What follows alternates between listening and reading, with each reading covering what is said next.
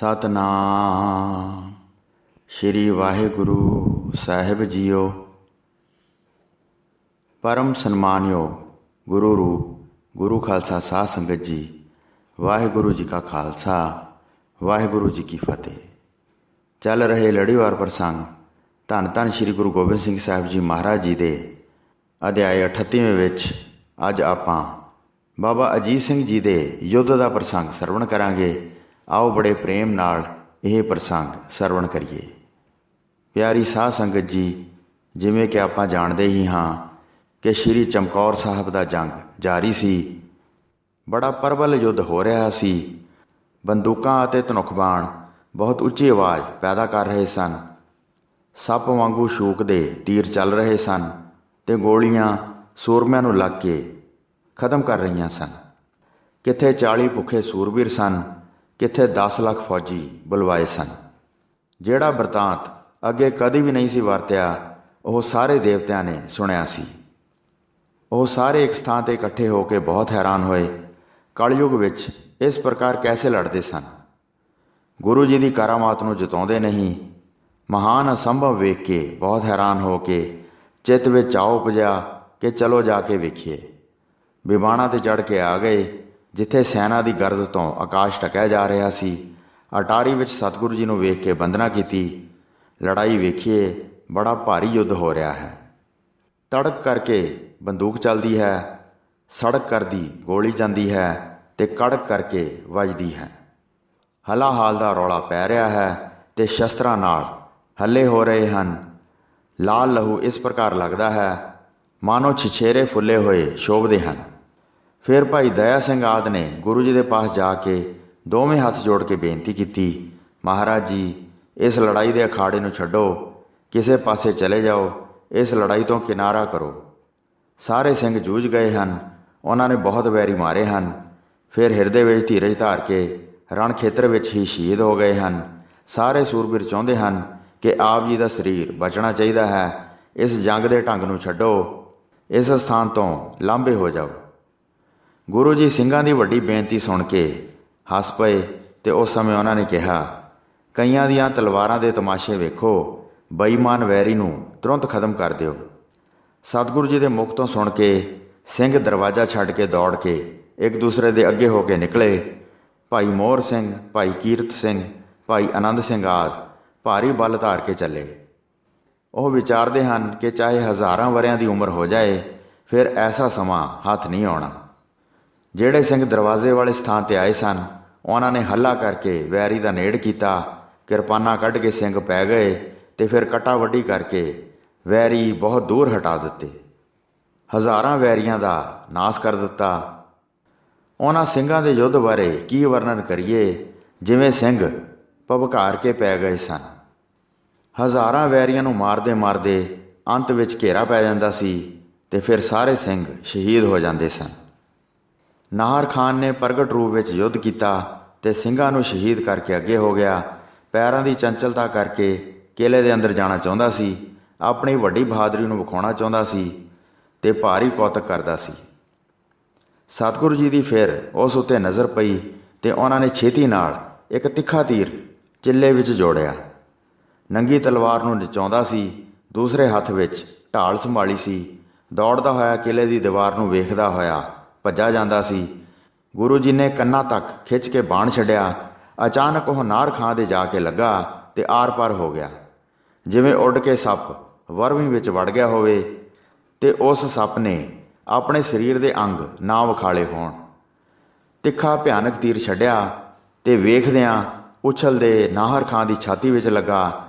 ਪੈਰ ਪਸਾਰ ਕੇ ਲੰਮਾ ਪੈ ਗਿਆ ਅਤੇ ਹੱਥ ਵਿੱਚ ਫੜੀ ਤਲਵਾਰ ਕੰਬਦੀ ਰਹਿ ਗਈ। ਤੀਰ ਛਾਤੀ ਨੂੰ ਪਾਰ ਕਰ ਗਿਆ ਅਤੇ ਸ਼ੂਕਦਾ ਹੋਇਆ ਧਰਤੀ ਵਿੱਚ ਗੱਡਿਆ ਗਿਆ। ਨਾਹਰ ਖਾਨ ਦੇ ਡਿੱਗਣ ਦੀ ਇਸ ਪ੍ਰਕਾਰ ਉਪਮਾ ਬਣਦੀ ਹੈ ਜਿਵੇਂ ਤੇਜ਼ ਹਵਾ ਦੇ ਵਗਣ ਨਾਲ ਦਰਖਤ ਜੜ੍ਹੋਂ ਹੀ ਪੁੱਟ ਕੇ ਧਰਤੀ ਉੱਤੇ ਡਿੱਗ ਪੈਂਦਾ ਹੈ। ਮੁਗਲ ਅਤੇ ਪਠਾਨ ਜਿਹੜੇ ਵੇਖਦੇ ਸੀ, ਬਹੁਤ ਦੱਬ ਕੇ ਭੈ ਖਾ ਕੇ ਪਿਛਾਂਹ ਹੋ ਗਏ। ਖਵਾਜਾ ਮਰਦੂਦ ਨੇ ਜਦੋਂ ਇਹ ਵੇਖਿਆ ਕਿ ਤੀਰ ਨੇ ਆ ਕੇ ਮਹਾਨ ਸਰਦਾਰ ਨੂੰ ਮਾਰ ਦਿੱਤਾ ਹੈ, ਉਹ ਵੀ ਡਰਦਾ ਮਾਰਾ ਪਿੱਛੇ ਨੂੰ ਹਟ ਗਿਆ। ਖਵਾਜੇ ਮਰਦੂਦ ਨੂੰ ਲੁਕਿਆ ਵੇਖ ਕੇ ਅਤੇ ਨਾਹਰ ਖਾਂ ਦੀ ਹੋਈ ਗਤੀ ਵੇਖ ਕੇ ਗੈਰਤ ਖਾਂ ਨੇ ਅਣਖ ਵਿੱਚ ਆ ਕੇ ਚਲਾਕੀ ਕੀਤੀ ਤੇ ਕਿਲੇ ਦੀ ਕੰਧ ਪਾਸ ਜਿੱਥੇ ਅੱਗੇ ਨਾਰ ਖਾਂ ਪਿਆ ਸੀ ਉਸ ਪਾਸੇ ਆਉਣ ਲੱਗਾ। ਜਦ ਗੁਰੂ ਜੀ ਦੀ ਉਸ ਉੱਤੇ ਨਜ਼ਰ ਪਈ ਤੇ ਤੁਰੰਤ ਤੀਰ ਲੈ ਕੇ ਚਾਂਪ ਤੇ ਰੱਖਿਆ। ਤੀਰ ਕਮਾਣ ਖਿੱਚਣ ਨਾਲ ਤੀਰ ਬੜੇ ਜ਼ੋਰ ਦੀ ਵੈਰੀ ਵੱਲ ਗਿਆ ਤੇ ਉਸ ਨੂੰ ਉੱਥੇ ਹੀ ਉਲਟਾ ਦਿੱਤਾ। ਜਦ 2 ਸਰਦਾਰ ਇਸ ਪ੍ਰਕਾਰ ਮਾਰ ਦਿੱਤੇ ਤਾਂ ਦੀਵਾਰ ਦੀ ਓਟ ਨੂੰ ਛੱਡਦੇ ਨਹੀਂ ਸਨ। ਕਾਇਰ ਹੋ ਕੇ ਉੱਥੇ ਹੀ ਬੈਠ ਗਏ ਤੇ ਮੈਦਾਨ ਵਿੱਚ ਆ ਨਾ ਸਕੇ। ਹੋਰ ਪਾਸੇ ਬਹੁਤ ਵੈਰੀ ਵੇਖ ਕੇ ਉਸ ਪਾਸੇ ਤੀਰਾਂ ਦੀ ਵਰਖਾ ਕਰਨ ਲੱਗੇ। ਇੱਕ ਤੀਰ 5-7 ਕਿ 9-10 ਨੂੰ ਵਿੰਨ ਦਿੰਦਾ ਸੀ। ਇਸ ਪ੍ਰਕਾਰ ਹਜ਼ਾਰਾਂ ਹੀ ਤੁਰਕ ਗੁਰੂ ਜੀ ਨੇ ਮਾਰ ਦਿੱਤੇ। ਕਈ ਸਿੰਘ ਕਿਲੇ ਵਿੱਚੋਂ ਬਾਹਰ ਆ ਕੇ ਵੱਡਾ ਯੁੱਧ ਵਿਖਾ ਕੇ ਸ਼ਹੀਦ ਹੋ ਗਏ। ਕਈ ਸਿੰਘ ਅੰਦਰ ਹੀ ਲਗਾਤਾਰ ਲੜ ਰਹੇ ਸਨ ਤੇ ਬਹੁਤ ਤੀਰ ਛੱਡ ਰਹੇ ਸਨ। ਇਹ ਵੇਖ ਕੇ ਮਿਲ ਕੇ ਉਮਰਾਵ ਕਹਿਣ ਲੱਗੇ, ਸਾਰੇ ਇੱਕ ਵਾਰ ਮਿਲ ਕੇ ਵੱਡਾ ਹਮਲਾ ਕਰੋ, ਛਾਲਾਂ ਮਾਰ ਕੇ ਕਿਲੇ ਦੇ ਵਿੱਚ ਵੜ ਜਾਓ। ਲੱਖਾਂ ਵੱਲੋਂ ਕੀਤਾ ਹੋਇਆ ਹਮਲਾ ਕਿਵੇਂ ਝੱਲ ਲੈਣਗੇ। ਸ਼੍ਰੀ ਗੁਰੂ ਗੋਬਿੰਦ ਸਿੰਘ ਜੀ ਨੂੰ ਫੜ ਲਓ, ਹੁਣ ਵੇਲਾ ਹੈ, ਭਲੀ ਪ੍ਰਕਾਰ ਸ਼ਕਤੀ ਲਗਾਓ, ਜੰਗ ਦਾ ਇੱਥੇ ਹੀ ਅੰਤ ਕਰੋ। ਗੁਰੂ ਜੀ ਨੂੰ ਫੜ ਕੇ ਬਾਦਸ਼ਾਹ ਪਾਸ ਲੈ ਜਾਓ ਤੇ ਬਖਸ਼ੀਸ਼ ਪ੍ਰਾਪਤ ਕਰਕੇ ਸੁਖੀ ਹੋਵੋ। ਇਸ ਪ੍ਰਕਾਰ ਕਹਿ ਕੇ ਚਾਰੇ ਪਾਸੇ ਘੇਰ ਲਏ। ਬਹੁਤ ਬੋਲ ਕੇ ਵਿਸ਼ਾਲ ਹੱਲਾ ਕੀਤਾ। ਸ਼੍ਰੀ ਗੁਰੂ ਗੋਬਿੰਦ ਸਿੰਘ ਜੀ ਵੇਖ ਕੇ ਵੈਰੀ ਨੂੰ ਦੁੱਖ ਦੇ ਕੇ ਰੋਕਦੇ ਸਨ, ਤੀਰਾਂ ਦੇ ਸਮੂਹ ਚਲਾਉਂਦੇ ਸਨ ਤੇ ਜਿਹੜਾ ਵੀ ਵੈਰੀ ਵੱਧ ਕੇ ਅੱਗੇ ਆਉਂਦਾ ਸੀ ਉਸ ਨੂੰ ਮਾਰ ਦਿੰਦੇ ਸਨ। ਤੀਰ ਮਾਰ ਕੇ ਸੂਰਬੀਰ ਅਗਲੀ ਦੁਨੀਆ ਵਿੱਚ ਭੇਜ ਦਿੱਤੇ। ਜਿਹੜੇ ਦੀਵਾਰ ਵਿੱਚ ਓਟ ਲੈ ਕੇ ਖੜੇ ਸਨ ਉਹ ਮਹਾਨ ਡਰੇ ਹੋਏ ਸਨ। ਹਜ਼ਾਰਾਂ ਮਾਰ ਦਿੱਤੇ, ਅੰਬਾਰ ਲੱਗੇ ਵੇਖਦੇ ਸਨ। ਗੁਰੂ ਜੀ ਦੇ ਸਪੁੱਤਰ ਵੀ 20 ਰਸ ਵਿੱਚ ਭਿੱਜੇ ਹੋਏ ਸਨ। ਉਹ ਵੀ ਸੂਰਬੀਰ ਯੁੱਧ ਕਰਨਾ ਚਾਹੁੰਦੇ ਸਨ। ਸ੍ਰੇਸ਼ਟ ਸੂਰਬੀਰ ਸ਼੍ਰੀ ਅਜੀਤ ਸਿੰਘ ਜੀ ਨੇ ਸੰਗਰਾਮ ਦਾ ਬਿਰਤਾਂਤ ਵੇਖ ਕੇ ਤਦ ਗੁਰੂ ਜੀ ਦੇ ਬਲਵਾਨ ਸਪੁੱਤਰ ਨੇ ਆਪ ਬਾਹਰ ਨਿਕਲਣਾ ਚਾਹਿਆ। ਸਾਹਿਬਜ਼ਾਦੇ ਨੇ ਮਨ ਵਿੱਚ ਵਿਚਾਰ ਕੀਤੀ ਕਿ ਤੁਰਕਾਂ ਨੂੰ ਮਾਰੀਏ, ਅੰਦਰ ਨਾ ਠਹਿਰੀਏ, ਆਮਣੋ ਸਾਹਮਣੇ ਹੋ ਕੇ ਲਗਾਤਾਰ ਯੁੱਧ ਕਰੀਏ। ਤਦ ਗੁਰੂ ਜੀ ਦੇ ਪਾਸ ਪਹੁੰਚ ਕੇ ਬਾਬਾ ਅਜੀਤ ਸਿੰਘ ਜੀ ਨੇ ਬੰਦਨਾ ਕੀਤੀ, ਹੱਥ ਜੋੜ ਕੇ ਖਲੋਤੇ ਰਹੇ। ਪਿਤਾ ਜੀ ਨੇ ਫਿਰ ਵੇਖਿਆ, ਪੁੱਤਰ ਪਾਸੇ ਅੱਖਾਂ ਨਾਲ ਵੇਖਿਆ। ਸਤਿਗੁਰੂ ਜੀ ਫਿਰ ਬੋਲੇ, ਕੀ ਅਭਿਲਾਸ਼ਾ ਹੈ, ਸੱਚਾ ਵਚਨ ਕਹੋ। ਇਹ ਸੁਣ ਕੇ ਸੂਰਬੀਰ ਨੇ ਧੀਰਜ ਧਾਰ ਕੇ ਕਿਹਾ, ਆਪਣੀ ਕੁਲ ਦੀ ਰੀਤ ਹੈ, ਚਿੱਤ ਵਿੱਚ ਪ੍ਰੀਤ ਹੈ, ਹੁਣ ਸ਼ੁਭ ਸਮਾਂ ਹੈ। ਹੇ ਪ੍ਰਭੂ ਜੀ, ਆਪਣੇ ਮਨ ਵਿੱਚ ਸਮਝੋ, ਆਪਣਾ ਧਰਮ ਨਿਰਬਾਹੋ, ਆਪਣੇ ਮੁਖਾਰ ਬਿੰਦ ਤੋਂ ਫਰਮਾਓ ਕਿ ਤੂੰ ਯੁੱਧ ਧਰਮ ਜਾਂ ਖੱਤਰੀ ਧਰਮ ਨੂੰ ਨਿਰਬਾਹੋ, ਭਾਵ ਜੰਗ ਲਈ ਆਪਣੀ ਆਗਿਆ ਬਖਸ਼ੋ। ਤੁਰਕ ਸਮੂਹ ਹੱਲੇ ਕਰ ਕਰ ਆਏ ਹਨ। ਯੁੱਧ ਭੂਮੀ ਵਿੱਚ ਜਾ ਕੇ ਵੈਰੀ ਨੂੰ ਰੋਕਾਂਗਾ। ਇਹ ਸੁਣ ਕੇ ਸਤਿਗੁਰੂ ਜੀ ਮੁਸਕਰਾਏ ਤੇ ਕਿਹਾ, ਹਿਰਦੇ ਵਿੱਚ ਭਲਾ ਵਿਚਾਰਿਆ ਹੈ। ਜੰਗ ਕਰਕੇ ਤੁਰਕਾਂ ਨੂੰ ਮਾਰੋ ਤੇ ਸ਼ੁਭ ਪਦਵੀ ਪਾਓ, ਮੇਰੇ ਮਨ ਨੂੰ ਚੰਗੇ ਲੱਗੋ। ਸ੍ਰੇਸ਼ਟ ਜਸ ਵਿਸਥਾਰੋ, ਬਹੁਤ ਵੈਰੀ ਮਾਰੋ, ਆਪਣੇ ਨਾਲ ਕੁਝ ਸਿੰਘ ਲਵੋ ਤੇ ਘਮਸਾਨ ਦਾ ਯੁੱਧ ਕਰੋ। ਪੁਰਾਤਨ ਕਾਲ ਤੋਂ ਇਹ ਖੱਤਰੀਆਂ ਦਾ ਧਰਮ ਚੱਲਦਾ ਆਇਆ ਹੈ। ਤੁਹਾਡੇ ਵਰਗੀ ਉਮਰ ਅਭਿਮਨਿਊ ਦੀ ਸੀ, ਜਿਸ ਨੇ ਯੁੱਧ ਕੀਤਾ ਸੀ। ਜਗਤ ਵਿੱਚ ਹੁਣ ਤੱਕ ਉਸ ਦਾ ਜਸ ਗਾਇਆ ਜਾਂਦਾ ਹੈ। ਸਾਹਮਣੇ ਹੋ ਕੇ ਮਰਨ ਮਾਰਨ ਕਰਨਾ ਹੈ ਤੇ ਅੜਨਾ ਹੈ, ਪਿੱਠ ਨਹੀਂ ਵਿਖਾਉਣੀ ਹੈ। ਫਿਰ ਪਰਲੋਕ ਵਿੱਚ ਸ਼ੁਭ ਪਦਵੀ ਪ੍ਰਾਪਤ ਹੁੰਦੀ ਹੈ ਤੇ ਧਰਤੀ ਤੇ ਜਸ ਪ੍ਰਾਪਤ ਹੁੰਦਾ ਹੈ। ਬਲਵਾਨ ਅਜੀਤ ਸਿੰਘ ਜੀ ਦੇ ਅੰਗਾਂ ਨਾਲ ਤੀਰਾਂ ਦਾ ਪੱਥਾ ਬੰਨਿਆ ਹੈ, ਜਿਸ ਵਿੱਚ ਭਿਆਨਕ ਤਿੱਖੇ ਤੀਰ ਰੱਖੇ ਹੋਏ ਹਨ। ਸੋਨੇ ਦੀ ਮੁੱਠੀ ਵਾਲੀ ਕਿਰਪਾਨ ਹੈ ਤੇ ਬੜਾ ਸਖਤ ਨੁਕ ਬਾਣ ਹੈ। ਸਾਰੇ ਸ਼ਸਤਰ ਵੱਡੇ ਵੱਡੇ ਅਤੇ ਭਿਆਨਕ ਹਨ, ਜਿਹੜੇ ਡੂੰਘੇ ਘਾਵ ਲਾਉਣ ਵਾਲੇ ਹਨ। ਫਿਰ ਬੰਦਨਾ ਕਰਕੇ ਪਿਤਾ ਜੀ ਦੀਆਂ ਪਰਿਕਰਮਾ ਕੀਤੀਆਂ। ਫਿਰ ਵੱਡੇ ਆਨੰਦ ਨਾਲ ਨੇਤਰ ਪ੍ਰਫੁੱਲਿਤ ਹੋ ਗਏ। ਫਿਰ ਸ਼ੇਰ ਵਾਂਗ ਭੈ ਰਹਿਤ ਹੋ ਕੇ ਦਰਵਾਜ਼ੇ ਵੱਲ ਚੱਲ ਪਏ। ਫਿਰ ਗੁਰੂ ਜੀ ਦਾ ਹੁਕਮ ਮੰਨ 5 ਸਿੰਘ ਆਪਣੇ ਨਾਲ ਲੈ ਲਏ। ਭਾਈ ਆਲਮ ਸਿੰਘ ਨੇ ਸਭ ਸ਼ਸਤਰ ਧਾਰਨ ਕੀਤੇ। ਜਿਸ ਦੀ ਭਲੀ ਜਾਤ ਰਾਜਪੂਤ ਹੈ, ਉਹ ਸਤਿਗੁਰੂ ਜੀ ਦਾ ਖਾਸ ਮੁਸਾਹਿਬ ਹੈ, ਜਿਹੜਾ ਸਦਾ ਗੁਰੂ ਜੀ ਦੇ ਪਾਸ ਰਹਿ ਕੇ ਉਹਨਾਂ ਦੇ ਮੁਖ ਦੇ ਦਰਸ਼ਨ ਕਰਦਾ ਸੀ। ਸਦਾ ਗੁਰੂ ਜੀ ਉਸ ਨਾਲ ਕਿਰਪਾ ਧਾਰ ਕੇ ਬਚਨ ਬਿਲਾਸ ਕਰਦੇ ਸਨ। ਉਸ ਸਮੇਂ ਉਹ ਵੀ ਗੁਰੂ ਜੀ ਪਾਸੋਂ ਆਗਿਆ ਲੈ ਕੇ ਮਨ ਵਿੱਚ ਆਨੰਦ ਧਾਰ ਕੇ ਸੰਘਰਸ਼ ਵਾਸਤੇ ਚੱਲ ਪਿਆ। ਗੁਰੂ ਪੁੱਤਰ ਨਾਲ ਵੱਡਾ ਭਾਰੀ ਸੂਰਬੀਰ ਭਾਈ ਜਵਾਹਰ ਸਿੰਘ ਵੀ ਪ੍ਰਸੰਨਤਾ ਧਾਰ ਕੇ ਚੱਲ ਪਿਆ। ਜਿਵੇਂ ਬਹੁਤ ਮਲੇਸ਼ ਆ ਰਹੇ ਸਨ, ਉਹਨਾਂ ਦੇ ਸਾਹਮਣੇ ਹੋ ਕੇ ਰੋਕਣ ਵਾਸਤੇ ਚੱਲ ਪਏ। ਤੀਰ, ਨੇਜ਼ੇ ਅਤੇ ਬੰਦੂਕਾਂ ਛੱਡ ਕੇ ਦੜਾ ਦੜ ਭੂਮੀ ਉੱਤੇ ਸੁੱਟ ਲਵੋ। ਮੁਖ ਤੋਂ ਸ਼੍ਰੀ ਗੁਰਦੇਵ ਨੂੰ ਫਤਿਹ ਬੁਲਾਈ ਤੇ ਵੈਰੀ ਨੂੰ ਮਾਰਨ ਵਾਲੇ ਡਰ ਰਹਿਤ ਯੋਧੇ ਨਾਲ ਲੈ ਲਏ। ਭਾਈ ਧਿਆਨ ਸਿੰਘ, ਜਿਸ ਦਾ ਹਿਰਦਾ ਗੁਰੂ ਜੀ ਦੇ ਧਿਆਨ ਵਿੱਚ ਸੀ, ਉਹ ਦੌੜ ਕੇ ਵੈਰੀਆਂ ਵਿੱਚ ਜਾ ਵੜਿਆ। ਥਾਂ ਥਾਂ ਹਲਚਲ ਪੈ ਗਈ ਤੇ ਗੁਰੂ ਸਪੁੱਤਰ ਦੇ ਜਾਣ ਨਾਲ ਵੱਡਾ ਰੌਲਾ ਮਚ ਗਿਆ। ਭਾਈ ਸੁੱਖਾ ਸਿੰਘ ਨੇ ਬੰਦੂਕ ਲਈ, ਬਰੂਦ ਤੇ ਗੋਲੀਆਂ ਨਹੀਂ ਲਈਆਂ ਹਨ। ਤੋੜਾ ਮੋੜ ਕੇ ਕਲਾ ਵਿੱਚ ਜੜਿਆ ਹੱਥ ਨਾਲ ਗੋਲੀ ਛੱਡਦੇ ਸਨ। ਗੁਰੂ ਸਪੁੱਤਰ ਜੀ ਨੇ ਹਿਰਦੇ ਵਿੱਚ ਬੜਾ ਕ੍ਰੋਧ ਧਾਰਨ ਕੀਤਾ ਤੇ ਕੁਪੱਤੇ ਬਹੁਤ ਵੈਰੀਆਂ ਨੂੰ ਨਰਕਾਂ ਦੇ ਵਿੱਚ ਭੇਜ ਦਿੱਤਾ। ਸਖਤ ਧਨੁੱਖ ਨੂੰ ਖਿੱਚ ਕੇ ਪਠਾਣਾਂ ਦੇ ਮਾਣ ਨੂੰ ਦੂਰ ਕਰਦੇ ਸਨ। ਸੂਰਬੀਰ ਘੋੜਿਆਂ ਤੋਂ ਡਿੱਗਦੇ ਹਨ ਜਾਂ ਸੂਰਮੇ ਅਤੇ ਘੋੜੇ ਡਿੱਗਦੇ ਹਨ ਜਿਨ੍ਹਾਂ ਦਾ ਰੰਗ ਲਹੂ ਵਰਗਾ ਹੋ ਜਾਂਦਾ ਸੀ, ਤਿੱਖੇ ਬਾਣ ਚਲਾਉਂਦੇ ਸੀ ਤੇ ਵੈਰੀ ਵੱਡਾ ਡਰ ਧਾਰ ਕੇ ਹਾਰ ਜਾਂਦੇ ਸਨ। ਵੈਰੀ ਦੀ ਢਾਲ ਜਾਂ ਕਵਚ ਪੇਟੀ ਪਾੜ ਕੇ ਅੰਦਰ ਧੱਸ ਜਾਂਦੇ ਸਨ। ਵੈਰੀਆਂ ਦੇ ਪ੍ਰਾਣ ਕੱਢ ਕੇ ਫਿਰ ਤੀਰ ਵਿੱਚ ਜਾ ਕੇ ਗੱਡੇ ਜਾਂਦੇ ਸਨ। ਭਿਆਨਕ ਰੂਪ ਧਾਰ ਕੇ ਪਹਿਲਾਂ ਰੁਦਰ ਨੇ ਆਪਣੇ ਸਾਰੇ ਗਣ ਨਾਲ ਲਏ। ਵੀਰ 52 ਬਹੁਤ ਪ੍ਰਸੰਨ ਸਨ। ਜੋਗਣੀਆਂ ਅਤੇ ਬਹੁਤ ਭੂਤ ਵੀ ਜੰਗ ਦੇ ਮੈਦਾਨ ਵਿੱਚ ਆ ਗਏ। ਮੋਟੀਆਂ ਡੈਣਾ ਖਾ ਪੀ ਕੇ ਫੁੱਲੀਆਂ ਹੋਈਆਂ ਸਨ ਤੇ ਮਾਸ ਖਾ ਕੇ ਤ੍ਰਿਪਤ ਹੋ ਕੇ ਡਕਾਰ ਮਾਰਦੀਆਂ ਸਨ।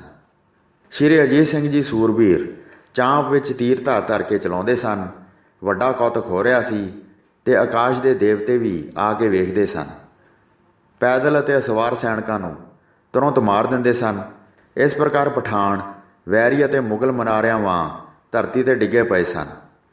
ਵੱਡਾ ਭਿਆਨਕ ਯੁੱਧ ਹੋਇਆ ਤੇ ਲੋਥਾਂ ਉੱਤੇ ਲੋਥਾਂ ਡਿੱਗ ਪਈਆਂ। ਯਾ ਖੁਦਾ, ਵੱਡਾ ਅਜਬ ਹੋਇਆ ਹੈ। ਹਜ਼ਾਰਾਂ ਸੂਰਬੀਰ ਮਰ ਰਹੇ ਹਨ। ਤੁਰਕ ਦੜਾ ਦੜ ਡਿੱਗ ਰਹੇ ਹਨ। ਥੋੜ੍ਹੇ ਸਿੰਘਾਂ ਨੇ ਹੀ ਬਹੁਤ ਤੁਰਕ ਮਾਰ ਦਿੱਤੇ ਹਨ। ਕਈ ਪਹਿਰ ਬੀਤ ਗਏ ਹਨ। ਨਾ ਇਹ ਸਿੰਘ ਮਰਦੇ ਹਨ, ਨਾ ਮਿਲਦੇ ਹਨ ਤੇ ਨਾ ਹੀ ਹਾਰਦੇ ਹਨ। ਵੱਧ ਕੇ ਲੜਾਈ ਵਿੱਚ ਆ ਗਏ ਹਨ। ਇੱਕ ਇੱਕ ਨਾਲ ਲੜ ਕੇ ਉਸ ਨੂੰ ਮਾਰ ਲੈਂਦੇ ਹਨ। ਆਪਸ ਵਿੱਚ ਮਿਲ ਕੇ ਇਸ ਪ੍ਰਕਾਰ ਗੱਲਾਂ ਕਰਦੇ ਸਨ। ਸਾਰਾ ਲਸ਼ਕਰ ਬਹੁਤ ਹੈਰਾਨ ਹੋ ਰਿਹਾ ਸੀ। ਇਸ ਪ੍ਰਕਾਰ ਸਿੰਘਾਂ ਗੁਰੂ ਪੁੱਤਰ ਸਹਿਤ ਸਮੂਹ ਵੈਰੀਆਂ ਨੂੰ ਗਾਹ ਕੇ ਦਬਾ ਕੇ ਉਹਨਾਂ ਦੇ ਹੰਕਾਰ ਨੂੰ ਸਾੜ ਦਿੱਤਾ। ਜ਼ਬਰਦਸਤ ਖਾਂ ਆਪਣੇ ਘਟੀਆਪਨ ਨੂੰ ਵੇਖ ਕੇ ਚਿੱਤ ਵਿੱਚ ਬਹੁਤ ਗੁੱਸੇ ਵਿੱਚ ਆਇਆ। ਫਿਰ ਉਮੜ ਕੇ ਹਮਲਾ ਕੀਤਾ ਤੇ ਬੋਲ ਕੇ ਬਹੁਤ ਰੌਲਾ ਪਾਇਆ। ਫਿਰ ਅਣਗਿਣਤ ਬੰਦੂਕਾਂ ਚੱਲੀਆਂ ਤੇ ਗੋਲੀਆਂ ਸਿੰਘਾਂ ਦੇ ਸਰੀਰਾਂ ਨੂੰ ਆ ਕੇ ਲੱਗੀਆਂ। ਲਹੂ ਨਾਲ ਸਰੀਰ ਭਿੱਜ ਗਏ ਤੇ ਕੱਪੜੇ ਲਾਲ ਰੰਗ ਦੇ ਹੋ ਗਏ। ਮਿਲ ਮਿਲ ਕੇ ਹੱਥਾਂ ਹੱਥ ਹੋ ਕੇ ਡਿੱਗ ਰਹੇ ਸਨ। ਸਿਰ ਅਤੇ ਮੂੰਹ ਪਾਟ ਗਏ ਸਨ। ਫਿਰ ਦੋਵਾਂ ਧਿਰਾਂ ਵਿੱਚ ਫਰਕ ਪੈ ਗਿਆ ਤੇ ਡਰ ਧਾਰ ਕੇ ਇੱਧਰ ਉੱਧਰ ਟਲ ਗਏ। ਗੁਰੂ ਸਪੁੱਤਰ ਜੀ ਨੇ ਬਹੁਤ ਸ਼ੀਘਰਤਾ ਕਰਕੇ ਬਹੁਤ ਤੀਰਾਂ ਦੀ ਵਰਸ਼ਾ ਕੀਤੀ। ਜਿਸ ਵੈਰੀ ਨੂੰ ਵੀ ਵਹਿਣ ਦਿੰਦੇ ਸਨ ਉਹ ਧਰਤੀ 'ਤੇ ਡਿੱਗ ਕੇ ਤੜਫਦੇ ਸਨ। ਗੋਲੀਆਂ ਤੱਕ ਤੱਕ ਕੇ ਮਾਰਦੇ ਸਨ ਪਰ ਕੋਈ ਵੀ ਗੋਲੀ ਨਹੀਂ ਲੱਗਦੀ ਸੀ। ਗੁਰੂ ਸਪੁੱਤਰ ਪੈਰਾਂ ਦੀ ਚਲਾਕੀ ਕਰਦੇ ਸਨ, ਭਾਵ ਇੱਕ ਥਾਂ ਨਹੀਂ ਖਲੋਂਦੇ ਸਨ। ਚਾਰ ਚੁਫੇਰੇ ਤੱਕ ਕੇ ਤੀਰ ਮਾਰਦੇ ਸਨ। ਰਣ ਖੇਤਰ ਵਿੱਚ ਇੱਧਰ ਉੱਧਰ ਫਿਰਦੇ ਸਨ ਤੇ ਢਾਲ ਮਾਰ ਕੇ ਦੌੜ ਕੇ ਵੈਰੀ ਨੂੰ ਮਾਰ ਦਿੰਦੇ ਸਨ। ਸਾਰੇ ਜੰਗ ਨੂੰ ਵੇਖ ਰਹੇ ਸਨ ਤੇ ਵੇਖ ਕੇ ਚਿੱਤ ਵਿੱਚ ਬਹੁਤ ਹੈਰਾਨ ਹੁੰਦੇ ਸਨ। ਫਿਰ ਪੱਥੇ ਵਿੱਚੋਂ ਤੀਰ ਮੁੱਕ ਗਏ। ਜਿੰਨੇ ਵੀ ਪਾਸ ਸਨ ਸਾਰੇ ਚਲਾ ਦਿੱਤੇ। ਦੁਸ਼ਟਾਂ ਦੀ ਖੋਟ ਵੇਖ ਕੇ ਗੁੱਸੇ ਵਿੱਚ ਨਾ ਆਏ ਤੇ ਸ਼ਾਂਤੀ ਰਹੇ, ਪਰ ਨੇਜ਼ੇ ਨੂੰ ਹੱਥ ਵਿੱਚ ਫੜਿਆ ਤੇ ਦੌੜ ਕੇ ਵੈਰੀ ਦੇ ਅੰਗ ਪਰੋ ਲਏ, ਜਿਵੇਂ ਕੋਈ ਮਾਸ ਨੂੰ ਸੀਖ ਵਿੱਚ ਪਰੋ ਕੇ ਅੱਗ ਉੱਤੇ ਭੁੰਨਦਾ ਹੈ। ਬਹੁਤ ਵੈਰੀਆਂ ਨੂੰ ਮਾਰ ਮਾਰ ਕੇ ਡੇਗਦੇ ਫਿਰਦੇ ਸਨ ਤੇ ਉਹਨਾਂ ਦੀਆਂ ਛਾਤੀਆਂ ਅਤੇ ਮੂੰਹ ਭੰਨ ਦਿੰਦੇ ਸਨ। ਇਸ ਪ੍ਰਕਾਰ ਰਣ ਭੂਮੀ ਵਿੱਚ ਧੂਮ ਮਚਾਈ। ਘਾਇਲ ਹੋਏ ਘੁੰਮ ਕੇ ਝੂਮ ਕੇ ਡਿੱਗ ਪੈਂਦੇ ਸਨ। ਇਹ ਵੇਖ ਕੇ ਤੁਰਕ ਚਾਰੇ ਪਾਸਿਆਂ ਤੋਂ ਜ਼ੋਰ ਲਾ ਕੇ ਆਏ ਤੇ ਘੇਰਾ ਪਾ ਲਿਆ। ਪੰਜੇ ਸਿੰਘ ਗੁਰੂ ਸਪੁੱਤਰ ਜੀ ਦੇ ਨਾਲ ਸ਼ਸਤਰ ਫੜ ਫੜ ਕੇ ਵੈਰੀ ਵੱਲ ਹਥਿਆਰ ਚਲਾਉਣ ਲਈ ਪਹੁੰਚ ਗਏ। ਹੱਥਾਂ ਵਿੱਚ ਤਲਵਾਰਾਂ ਅਤੇ ਨੇਜ਼ੇ ਧਾਰਨ ਕੀਤੇ ਤੇ ਰਣ ਖੇਤਰ ਵਿੱਚ ਬਹੁਤ ਸ਼ੀਘਰਤਾ ਧਾਰਨ ਕੀਤੀ, ਜਿਵੇਂ ਨਿਰਭੈ ਸ਼ੇਰ ਮਸਤ ਹਾਥੀਆਂ ਦੇ ਸਮੂਹ ਨੂੰ ਵੇਖ ਕੇ ਫਿਰਦਾ ਹੈ। ਤਦ ਬਾਬਾ ਅਜੀਤ ਸਿੰਘ ਜੀ ਸੂਰਬੀਰ ਹੱਥ ਵਿੱਚ ਨੇਜ਼ਾ ਫੜ ਕੇ ਵਿਚਰ ਰਹੇ ਸਨ। ਮਾਨੋ ਘਟਾ ਵਿੱਚ ਬਿਜਲੀ ਚਮਕਦੀ ਸ਼ੋਭਦੀ ਹੈ। ਨੇਜ਼ਾ ਜਿਸ ਦੇ ਵੀ ਮਾਰ ਕੇ ਧਸਾ ਦਿੰਦੇ ਸਨ, ਸ਼ੀਘਰ ਹੀ ਉਸ ਨੂੰ ਉਲਟਾ ਦਿੰਦੇ ਸਨ। ਫਿਰ ਬਲਵਾਨ ਵੱਡੇ ਬਲ ਦਾ ਪ੍ਰਕਾਸ਼ ਕਰਕੇ ਨੇਜ਼ੇ ਨੂੰ ਕੱਢ ਲੈਂਦੇ ਸਨ, ਜਿਵੇਂ ਕੌਰਵਾਂ ਵਿੱਚ ਅਭਿਮਨਿਊ ਫਸ ਗਿਆ ਹੋਵੇ ਤੇ ਚੱਕਰ ਵੀ ਉਹਨੂੰ ਤੋੜਿਆ ਹੋਵੇ।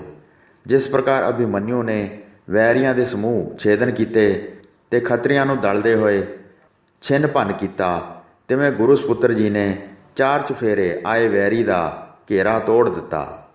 ਇੱਕ ਸੂਰਬੀਰ ਨੇ ਲੋਹੇ ਦਾ ਕਵਚ ਪਹਿਨਿਆ ਹੋਇਆ ਸੀ, ਉਸ ਵਿੱਚ ਨੇਜ਼ਾ ਧਸਾਇਆ। ਉਹ ਨੇਜ਼ਾ ਕਿਸੇ ਪ੍ਰਕਾਰ ਵੀ ਅਟਕਿਆ ਨਹੀਂ ਤੇ ਸ਼ਕਤੀ ਨਾਲ ਆਰ ਪਾਰ ਹੋ ਗਿਆ। ਫਿਰ ਜਦ ਉਸ ਨੂੰ ਕੱਢਣ ਲੱਗੇ ਤਾਂ ਉਹ ਟੁੱਟ ਕੇ ਅੱਧਾ ਹੱਥ ਵਿੱਚ ਰਿਹਾ। ਉਸੇ ਵੇਲੇ ਉਸ ਨੂੰ ਧਰਤੀ 'ਤੇ ਸੁੱਟ ਦਿੱਤਾ। ਉਹ ਇਸ ਪ੍ਰਕਾਰ ਪਿਆ ਹੋਇਆ ਦਿਸਦਾ ਸੀ ਮਾਨੋ ਕੱਟੀ ਹੋਈ ਨਾਗਣੀ ਧਰਤੀ 'ਤੇ ਪਈ ਹੈ। ਬਹੁਤ ਵੈਰੀਆਂ ਨੂੰ ਨਿਬੇੜ ਕੇ ਅੱਧੀ ਸਰੀਰ ਦੇ ਅੰਦਰ ਹੀ ਵੜੀ ਰਹੀ। ਬਹੁਤ ਦੁਸ਼ਟਾਂ ਨੇ ਨੇੜੇ ਹੋ ਕੇ ਤੋਮਰ ਕੇ ਤਰੀ ਬਹੁਤ ਤੀਰਾਂ ਨਾਲ ਵਾਰ ਕੀਤਾ। ਅੰਗਾਂ ਵਿੱਚ ਬਹੁਤ ਜ਼ਖਮ ਲੱਗੇ ਤੇ ਬਹੁਤ ਖੂਨ ਵਹਿਣ ਲੱਗਾ। ਸਾਰਾ ਸਰੀਰ ਭਿੱਜ ਗਿਆ ਤੇ ਕੱਪੜੇ ਤੁਰੰਤ ਰੰਗੇ ਗਏ, ਮਾਨੋ ਲਲਾਰੀ ਨੇ ਤੁਰੰਤ ਕੱਪੜੇ ਰੰਗ ਕੇ ਪਹਿਨਾਏ ਹੋਣ। ਲਹੂ ਨੂੰ ਵੇਖ ਕੇ ਸਾਹਿਬਜ਼ਾਦੇ ਪ੍ਰਸੰਨ ਹੋਏ ਤੇ ਕਹਿਣ ਲੱਗੇ, ਅੱਜ ਖੱਤਰੀ ਧਰਮ ਪਾਇਆ ਹੈ। ਉਸ ਸਮੇਂ 4 ਚੁਫੇਰੇ ਵੈਰੀ ਵੇਖੇ ਤੇ ਮਿਆਨ ਵਿੱਚੋਂ ਤਲਵਾਰ ਕੱਢ ਲਈ। ਬਹੁਤ ਕੱਟ ਧਰਤੀ 'ਤੇ ਸੁੱਟ ਦਿੱਤੇ ਤੇ ਥੋੜ੍ਹੇ ਸਮੇਂ ਵਿੱਚ ਕਟਾ ਵੱਢੀ ਪਾ ਦਿੱਤੀ। ਉਧਰ ਸਿੰਘ ਲੜ ਕੇ 5 ਸੈਂਕੜੇ ਮਾਰ ਕੇ ਸ਼ਹੀਦ ਹੋ ਗਏ।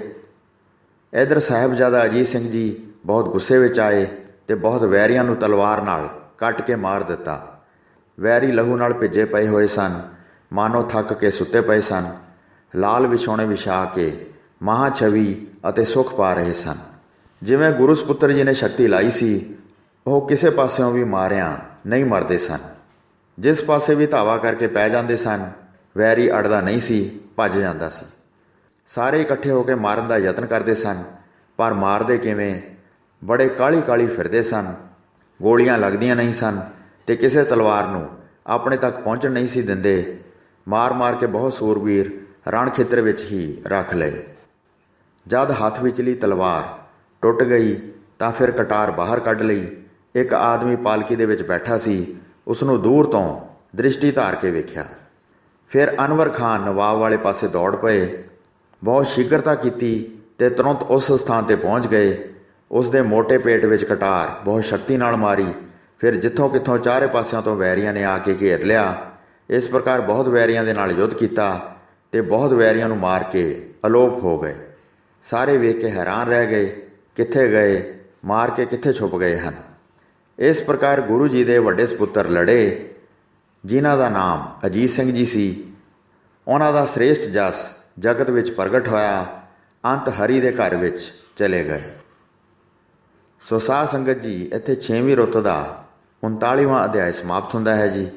ਪ੍ਰਸੰਗ ਸੁਣਾਉਂਦੇ ਹੋਈਆਂ ਅਨੇਕ ਭੁੱਲਾਂ ਚੁੱਕਾਂ ਦੀ ਖਿਮਾ ਬਖਸ਼ਣੀ ਜੀ। ਦਾਸ ਨੂੰ ਆਗਿਆ ਦਿਓ। ਵਾਹਿਗੁਰੂ ਜੀ ਕਾ ਖਾਲਸਾ, ਵਾਹਿਗੁਰੂ ਜੀ ਕੀ ਫਤਿਹ।